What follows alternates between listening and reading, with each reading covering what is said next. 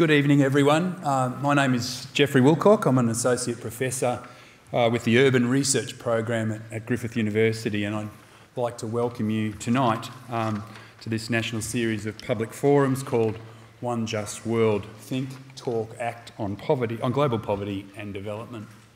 It's a great pleasure to... I've stepped in as moderator tonight. I was going to be here anyway, so an audience member that's come good. It's also a great pleasure to be involved with such an esteemed panel, two of members that I know reasonably well, at least their work well, one less so in BB, and I'll introduce them soon. But this series of forums is an initiative sponsored by the Australian Government's International Development Agency, AusAid, in partnership with the International Women's Development Agency and World Vision Australia. These organisations are joined by a university partner in each city, and here in Brisbane it's Griffith University.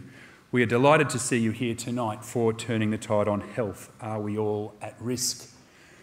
Firstly, I want to acknowledge the traditional owners of the land in which we stand and pay my respects to the elders past and present. And respecting the rights and contributions of Indigenous people has been an increasingly important aspect of international development.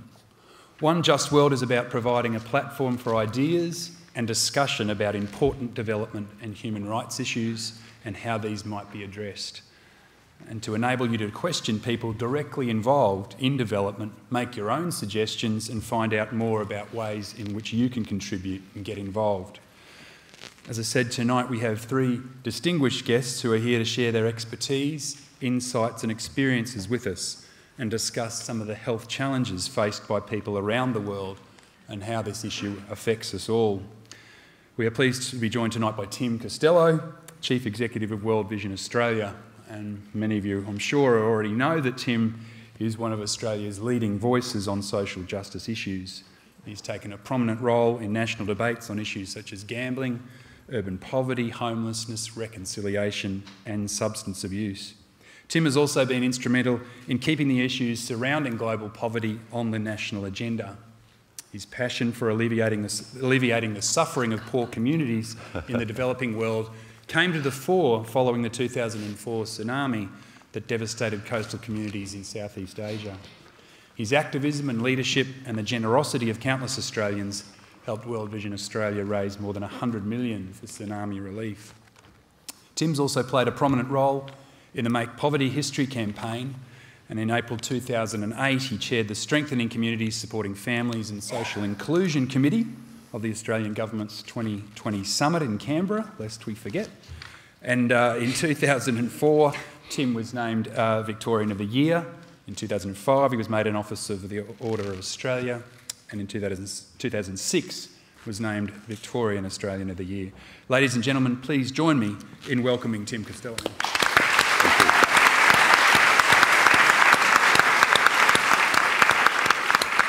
We'll continue the introductions. Our next guest is Professor Michael Good. Michael's an Australian Fellow of the National Health and Medical Research Council of Australia at Griffith University. In 2008, he was made an Officer of the Order of Australia for his service to medical research and contributions to education. Michael also won the Australian Museum CSIRO Eureka Prize for Leadership in Science in 2009, and last year was named a Queensland Great by the Queensland Premier. Michael's past roles include Director of the Queensland Institute of Medical Research, President of the Association of Australian Medical Research Institutes, Director of the Cooperative Research Centre for Vaccine Technology, Chair of the National Health and Medical Research Council of Australia, and Co-Chair of the long-term National Health Strategy of the 2020 Summit, where he also was on the steering committee. Michael's particular interests are in the field of immunity and the development of vaccines. Ladies and gentlemen, please welcome Michael Good.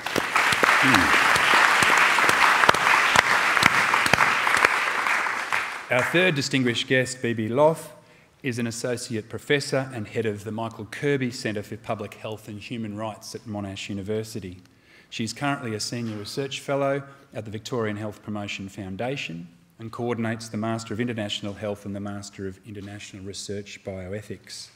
Prior to joining Monash University, BB was responsible for the legislative programs of Ministers of Health in Victoria. She's worked in various capacities for a number of United Nations agencies, including the World Health Organization and the Office of the High Commissioner for Human Rights and UNAIDS. Bibi has been a member of several ethical review committees, including that of the World Health Organisation and the Australian Health Ethics Committee. She was also an Australian correspondent for one of the world's top medical journals, The Lancet, and a regular human rights commentator. Finally, give a please a warm welcome to Bibi Loft.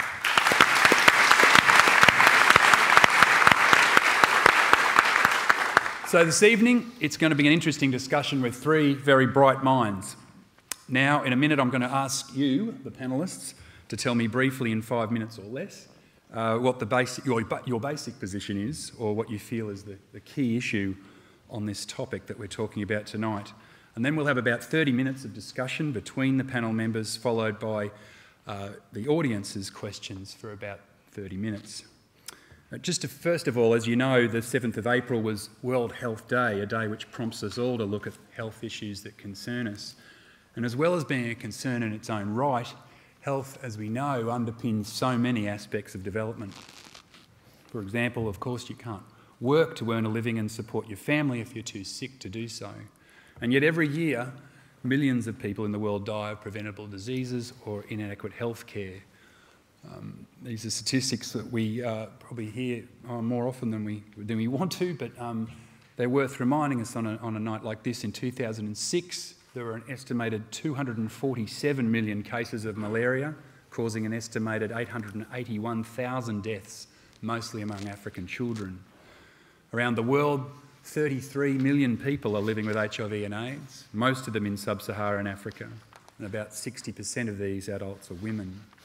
Globally, 9.2 million new cases and 1.7 million deaths from tuberculosis occurred in 2006, with 45 countries reporting drug-resistant strains of the disease. And every year, more than 340,000 women die as a result of complications during pregnancy or childbirth.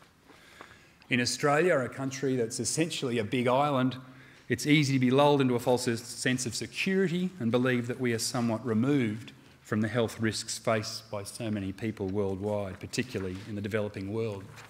But we're not really removed from these at all, of course.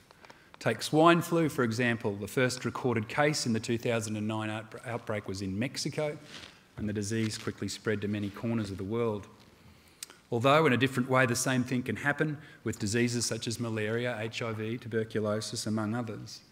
In the global age that we live in, we are more interconnected than ever before, and what affects people in one country eventually affects us all.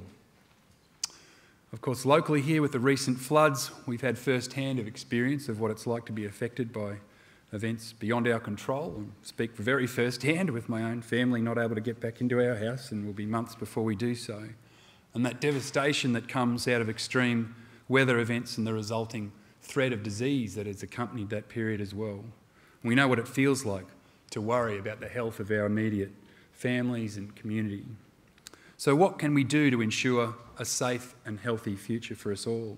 And here I'm going to make the smooth transition to the discussion panel format and hopefully be supported on the microphone, and just ask each of our panellists, starting with Tim, to, as I said, hopefully in about a 5-minute address, to just kick us off. Tim, you've visited many places in the world and seen firsthand some of those health challenges faced daily by people in the developing world, particularly in the wake of the natural disasters. Can you tell us a bit what you've experienced in that and what it's being done to assist?